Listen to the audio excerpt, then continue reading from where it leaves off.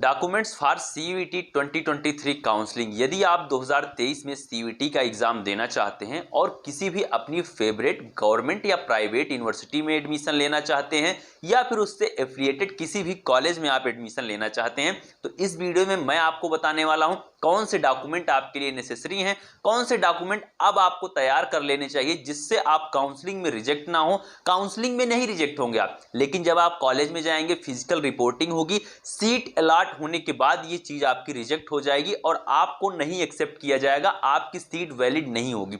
यानी कि अभी तक आपने सब कुछ अच्छा किया, अपनी प्रिपरेशन आपने अच्छी की, आपका एग्जाम भी अच्छा खासा हुआ, आपके नंबर भी अच्छे आए, आपको कॉलेज भी मिल गया, लेकिन आप क्या होता है डॉक्यूमेंट की वजह से बाहर हो जाते हैं। वो सारे पॉइंट में क्लियर करूंगा कि कौन कौन से डॉक्यूमेंट हैं जिनको अब आपको तैयार कर लेना चाहिए और कितने डेट के बाद के डॉक्यूमेंट आपके वैलिड होते हैं आपके सीयूईटी काउंसलिंग में, जो आपकी यूनिवर्सिटी एक्सेप्ट करेगी। तो चलिए शुरू करते हैं, एक एक करके मैं आपको सारी चीजें बताता हूं। वीडियो शुरू करने से पहले मैं आपको एक बार फिर से याद दिला देता हूं, यदि आप चैनल पर नए हैं और पहली बार आपने चैनल पर विजिट किया है तो चैनल को सब्सक्राइब करके जुड़ जाएं, जिससे आप तक सीयूईटी की सभी लेटेस्ट अपडेट पहुंचती रहे। और डिस्क्रिप्शन में दिए गए टेलीग्राम ग्रुप को ज्वाइन करें, जिससे सभी अपडेट आपको यूट्यूब से पहले वहां पर मिलती रहे। चलिए स्टार्ट करते हैं। सबसे पहले बात आती है आपकी सीयूईटी काउंसलिंग, ये होगी कैसे, मैं आपको क्लियर करूंगा कि कैसे आप इस काउंसलिंग को करेंगे। जितनी भी यूनिवर्सिटी आपने सीयूईटी के एप्लीकेशन फॉर्म में फिल किया है, आपने 1 किया है, 2 किया है, 10 किया है, 20 किया है, कितनी भी किया है, आपके पास अनलिमिटेड ऑप्शन थे,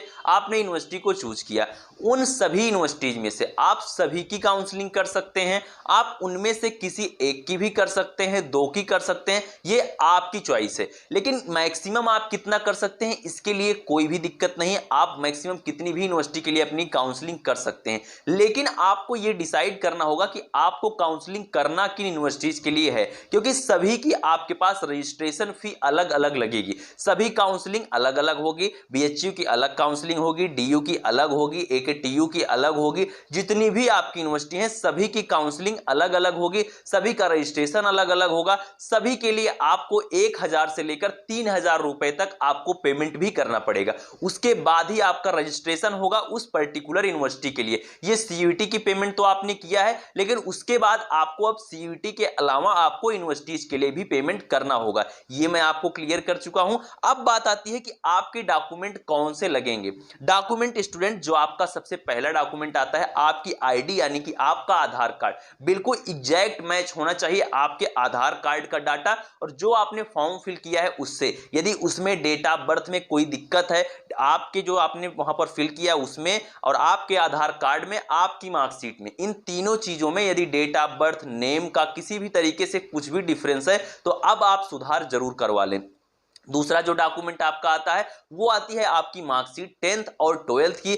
और यदि आप सीयूईटी पीजी के लिए अपनी काउंसलिंग करना चाहते हैं किसी भी यूनिवर्सिटी के लिए, तो उसके लिए आपकी जो प्रीवियस ईयर की जो मार्कशीट है 10th और 12th के साथ साथ आपकी अंडर ग्रेजुएट कोर्स की भी मार्कशीट आपकी लगेगी। साथ में यदि आप किसी भी लेटरल एंट्री में एडमिशन लेना चाहते हैं, आप डिप्लोमा करके किसी कोर्स के लेटरल एंट्री में एडमिशन लेना चाहते हैं, तो लेटरल एंट्री की जो आपका डिप्लोमा आपने किया है उसकी मार्कशीट आपके पास होना चाहिए। अब यहां पर बात आती है जो इसके बाद के जो आपके डॉक्यूमेंट हैं, इतने डॉक्यूमेंट तो आप जान रहे हैं कि आपको बनेगा कहां से। अब इसके बाद जो डॉक्यूमेंट आता है वो आता है डोमिसाइल सर्टिफिकेट। यदि आप किसी स्टेट यूनिवर्सिटी में एडमिशन लेते हैं और आपके पास डोमिसाइल सर्टिफिकेट नहीं होता है, तो जो स्टेट कोटा का जो रिजर्वेशन होता है उससे आप बाहर हो जाएंगे और आपको एडमिशन भी नहीं मिलेगा।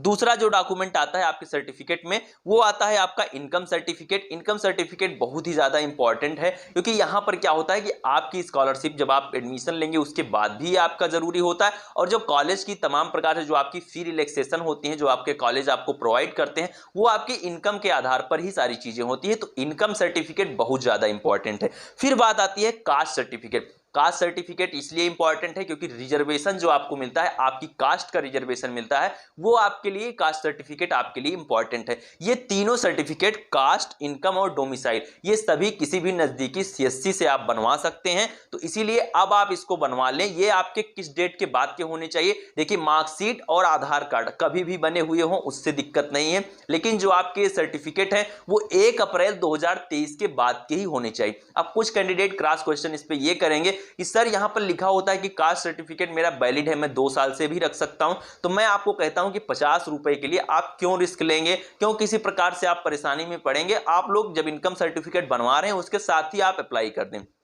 फिर यहां पर बात आती है, अगला जो आपका डॉक्यूमेंट आता है वो आता है आपका EWS certificate. EWS certificate general candidate के लिए होता है, जो कि इकोनॉमिकली वीकर होते हैं, उनके लिए होता है आपका ईडब्ल्यूएस। तो आप लोग जो जनरल कैंडिडेट है जिन्होंने भी ईडब्ल्यूएस से अपने फॉर्म फिल किए हैं उनके लिए ईडब्ल्यूएस सर्टिफिकेट इंपॉर्टेंट है, वो भी आपका 1 अप्रैल 2023 के बाद का होना चाहिए। इसके बाद जो अगला आपका आता है वो आता है आपका गैप सर्टिफिकेट। गैप सर्टिफिकेट उन कैंडिडेट के लिए इंपॉर्टेंट है जो कि इस बार 12th में नहीं है, जो कि 1 साल गैप कर चुके हैं, किसी तरीके से उनका गैप हुआ, कोई और कोर्स आप कर रहे थे, आप किसी चीज की तैयारी कर रहे थे, तो उनके लिए गैप सर्टिफिकेट इंपॉर्टेंट है। ये आप नजदीकी किसी भी वकील से आप बनवा सकते हैं। गैप सर्टिफिकेट एफिडेविट होता है, उस पर सिंपली लिखा हुआ होता है कि आप 1 साल तक आप कहां थे, तो इस चीज को दर्शाने के लिए आपका गैप सर्टिफिकेट बनता है। तो गैप सर्टिफिकेट और ईडब्ल्यूएस ये दोनों आप लोग अपनी तहसील में बनवा सकते हैं, नजदीकी जो आपके वकील है वहां से आप बनवा सकते हैं। इसके बाद जो अगला आपका सर्टिफिकेट आता है वो आता है माइग्रेशन सर्टिफिकेट। माइग्रेशन सर्टिफिकेट सभी के लिए इंपॉर्टेंट नहीं है। यदि आप यूपी के कैंडिडेट हैं, आपको यूपी में ही एडमिशन चाहिए, तो माइग्रेशन सर्टिफिकेट का कोई रोल नहीं है, नहीं होगा तब भी कोई दिक्कत नहीं है। लेकिन यदि आप किसी अदर स्टेट से हैं, आपकी आईडी, आपने जो पढ़ाई की है वो सब किसी और स्टेट से आपने किया है, तो आपके लिए माइग्रेशन सर्टिफिकेट इंपॉर्टेंट है, उसको आप भी बनवा सकते हैं। फिर इसके बाद जो अगला कैंडिडेट आता है, इसके बाद जो आपके सर्टिफिकेट आते हैं वो आपका आता है मेडिकल सर्टिफिकेट। मेडिकल सर्टिफिकेट अभी आप नहीं बनवाएंगे, मेडिकल सर्टिफिकेट आप तब बनवाएंगे जब आपकी काउंसलिंग होगी, जब आपकी फिजिकल रिपोर्टिंग होगी, जब आपका रिजल्ट आ जाएगा सीयूईटी का। काउंसलिंग जब आप करेंगे, जब 2 दिन 3 दिन बचा रहेगा, उसके पहले ही आप किसी भी दिन आप जाके अपने डिस्ट्रिक्ट हॉस्पिटल में या फिर जो प्राथमिक स्वास्थ्य केंद्र होते हैं जो आपके नजदीकी, वहां पर जाके आप बनवा सकते हैं मेडिकल सर्टिफिकेट। तो इसको अभी आप ना बनवाएं, ये आपकी फिजिकल रिपोर्टिंग कॉलेज जाने से 2-3 दिन पहले आप बनवाएंगे। इसके बाद जो आपका डॉक्यूमेंट आता है वो आता है फोटोग्राफ। आपके पास कम से कम 5 फोटोग्राफ होनी चाहिए आपकी काउंसलिंग में अपीयर होने से पहले। फिर इसके बाद जो आपके और डॉक्यूमेंट आते हैं, ये वो डॉक्यूमेंट हैं जिनकी जरूरत आपको तब पड़ेगी जब आपका एडमिट कार्ड आ जाएगा सीयूईटी का, उसके बाद ये डॉक्यूमेंट आपको मिलने स्टार्ट होंगे। अभी तक जो डॉक्यूमेंट बताया मैंने आपको, उसको आपको अब अभी से शुरू से ही आपको बनवा लेना है। लेकिन अब जो मैं डॉक्यूमेंट आपको बताऊंगा ये आपको सीयूईटी ही प्रोवाइड करेगा। पहला आता है एडमिट कार्ड। सीयूईटी का एडमिट कार्ड आपको रखना है, 2 प्रिंट आपको रखना है, एक प्रिंट आउट आप निकलवाएंगे, उसकी एक फोटोकॉपी करवाएंगे। आप सभी डॉक्यूमेंट को 2-2 ही रखेंगे। फिर आता है जो अगला डॉक्यूमेंट, वो आता है आपका सीयूईटी का स्कोर कार्ड, जिसमें आपका स्कोर लिखा होगा कि आपने सीयूईटी में कितना स्कोर किया है, ये आपका जरूरी होता है। फिर उसके बाद जो अगला आता है वो आता है काउंसलिंग के लिए रजिस्ट्रेशन। जो आप यूनिवर्सिटी के लिए रजिस्ट्रेशन कर रहे हैं, मान लीजिए आप बीएचयू के लिए कर रहे हैं, मान लीजिए आप एकेटीयू के लिए कर रहे हैं, तो जो आपने काउंसलिंग के लिए रजिस्ट्रेशन किया है उनकी ऑफिशियल साइट पर, ये सभी यूनिवर्सिटी की ऑफिशियल साइट पर होता है, तो वहां पर जब आप रजिस्ट्रेशन करते हैं तो उस रजिस्ट्रेशन का जो आपका जो वहां पर होगा कंफर्मेशन पेज, वो आपके लिए इंपॉर्टेंट है।